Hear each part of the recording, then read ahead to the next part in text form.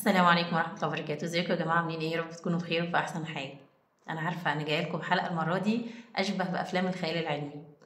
ليه يا دكتورة؟ لأن أنا عارفة بالظبط اللي بيحصل، فكون إن احنا نغير اللي بيحصل ده فهيكون تقريبا شبه الخيال العلمي. طيب اللي هو وقت النوم، اللي هو أصلا الأم خلاص تعبت واتفرهدت بقى خلاص ومعندهاش أي استعداد غير إن الطفل يخش ينام في السرير بقى علشان اليوم يبقى خلص. عارفة والله إن انتي مجهدة وعارفة إن طالع عينيكي طول النهار جري وكل حاجة، بس تعالوا هقول لكم حاجة. احنا اتفقنا إن احنا في فرق بين الرعاية وفي فرق بين التربية. الأهالي دلوقتي بيبذلوا مجهود خرافي علشان يراعوا أولادهم، يجيبوا لهم أحسن لبس، يجيبوا لهم أحسن أكل، يدوا لهم مصروف كويس، يجيبوا كل الكماليات اللي هم ممكن حتى نستغنى عنها، لأ بيزنقوا نفسهم وبيجيبوها.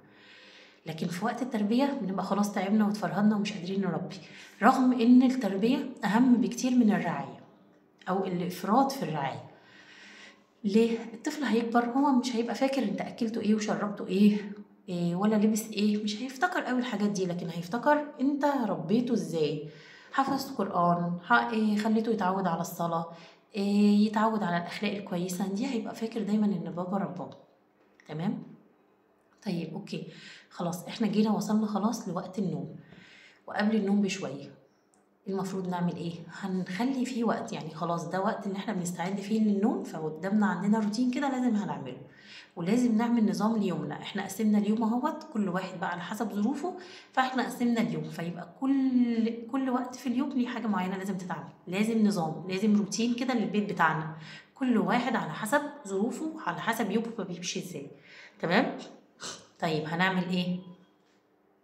قبل النوم بساعة مثلا، ممكن أقل على حسب، بنبقى بنفضي نفسنا بقى. الطفل خلص واجباته، طب الحمد لله مش مزنوقين في عمايل واجب ولا حاجة. طيب هيدخل يتوضى، وهو بيتوضى بقى بالليل هيغسل سنانه بالمرة، وهنقول له حديث الرسول عليه الصلاة والسلام إن الرسول أمرنا أصلا بالسواك، فاغسل سنانك، لأن دي حاجة سنة عن الرسول عليه الصلاة والسلام. لو في سواك هيكون طبعا كده احنا بنطبق السنة.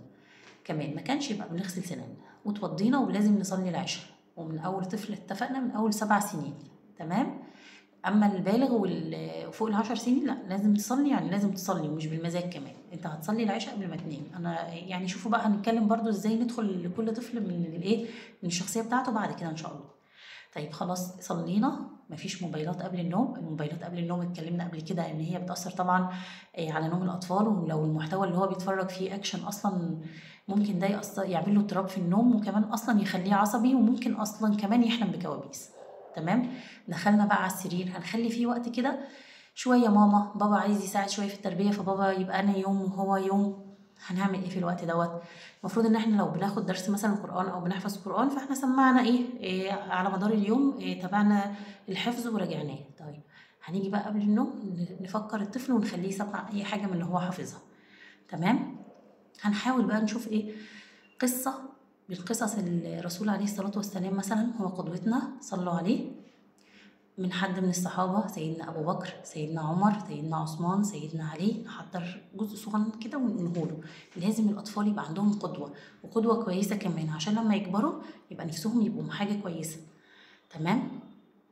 القصص بتأثر، أكتر حاجتين بيأثروا في حياة الطفل حاجتين، إن هو يقلد بابا وماما، تمام، واللي هما بيعملوه هو بيعمله. تاني حاجة إن في قصص تتقال لهم بطريقة شيقة وكويسة جدا تحفزهم ان هم ينفذوا اللي فيها. هقول لكم حاجه بسيطه وقصه كلنا عارفينها من واحنا صغيرين. فاكرين قصه البنت اللي كانت مامتها قالت لها ان غش اللبن بالميه، وهي قالت لها لا يا ماما امير المؤمنين نهى عن كده، لو عرف هيبقى فيه مشكله. فقالت لها ما هو مش شايفنا. فقالت لها اذا كان امير المؤمنين لا يرانا فان الله يرانا. قصه صغنونه وبسيطه وقالوها لنا واحنا صغيرين، بس علمتنا علمتنا معاني كبيره جدا، اللي هي ان احنا بنراقب ربنا، يعني ربنا هو اللي بيراقبنا، هو اللي مطلع علينا، احنا مش بنخاف من الناس، احنا خايفين من ربنا. انت عارفه حاجه بسيطه زي دي لو زرعتيها في ابنك او بنتك من هم صغيرين، انت مش هتبقي قلقانه عليهم، لان هم ما تعودوش ان هم يراقبوا الناس، هم مش هيستخبوا عشان يعملوا الغلط عشان انت ما تشوفيهمش او بابا ما يشوفهمش، هم خلاص بقوا عارفين وفاهمين ان ربنا شايفهم. قصة بسيطة اهي بس مدلولها كبير. فاحنا كل يوم وفي قنوات وفي ناس كتير بتطلع بتقول قصص للأطفال قبل النوم. ابحثي على الموبايل اللي في ايدك دوت وحضري حاجة بسيطة وقوليها له قبل ما ينام، انت كده بتربيه فعلا. بتديله قيم، بتديله قدوة حسنة.